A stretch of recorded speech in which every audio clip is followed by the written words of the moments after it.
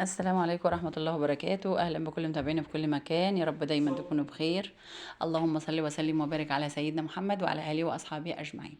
ازيكم يا أحلى وأجمل متابعين في الدنيا؟ النهاردة هنعمل مع بعض الكوارع، وطبعا دي أشهر أكلات العيد. كل سنة وانتم طيبين ويعود عليكم الأيام بخير يا رب.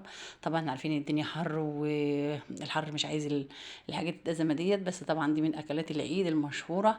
وهنعمل جنبنا كده النهاردة شوية فتة بالخل والثوم، حاجه كده عسل. اول حاجه كده، لو انتوا اول مره بتتابعوني يا ريت تشتركوا في القناه وتفعلوا جرس التنبيه علشان يوصلكم كل وصفاتي. تبخلوش عليا بلايكاتكم ولا كومنتاتكم الحلوه. ودلوقتي بقى انا معايا حله على النار، حطيتها كده فيها ميه وسبتها تغلي، واول ما غليت سقطت فيها الكوارع بتاعتنا. بعد كده هشيلها بقى من الميه المغليه ديت، وهكون مجهزه حله تانية فيها ميه بقى تغلي تانية.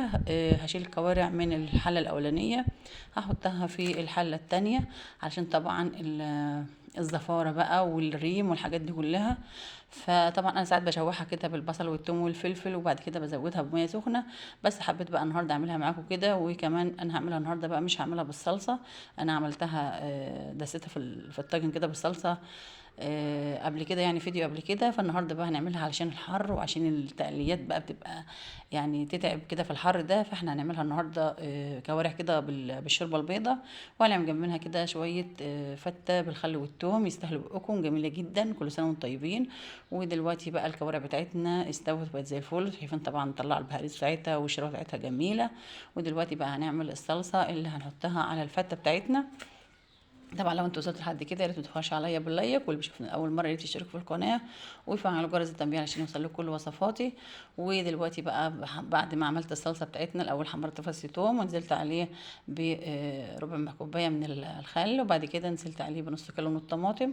وعملت برضو الشوربه البيضاء، عملت برضو فص ثوم كده ونزلت عليه بربع كوبايه من الخل، وحطيت عليها بقى زودت شوربه اللي هي دي الصلصه الحمراء، ودي الشوربه البيضاء هيت. ودلوقتي بقى بحمر دي الشوربه البيضاء هيت اللي انا عملتها في فص ثوم وبخلي كده وشوربه.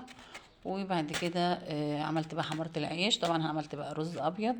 معايا بقى الصينيه بتاعتي او القارب اللي هحط فيه. اول حاجه بقطع العيش بعد ما حمرته بحطه تحت، وبعد كده بسقيه بقى بالشوربه اللي هي البيضه، وبنزل عليه بالرز. وبعد كده بقى بنزل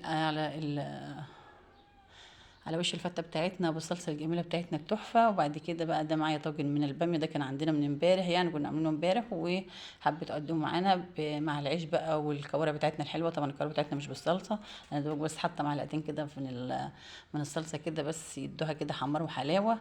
بجد اكله تحفه وجميله. وعلى فكره الكوارع دي كوارع جمل يا جماعه، مش كوارع جاموسي، يعني مش دسمه قوي. الكوارع الجاموسي بتبقى دسمه شويه كده، لكن ديت مش دسمه. بس جميله وحلوه جدا. ولو عجبكم الفيديو ما تنسوش باللايك والشير وسبسكرايب. اشوفكم بقى في فيديو جديد ووصفه جديده، والسلام عليكم ورحمه الله وبركاته. واستنظروني في فيديو تاني هعمل معاكم ان شاء الله كوارع بورق العنب.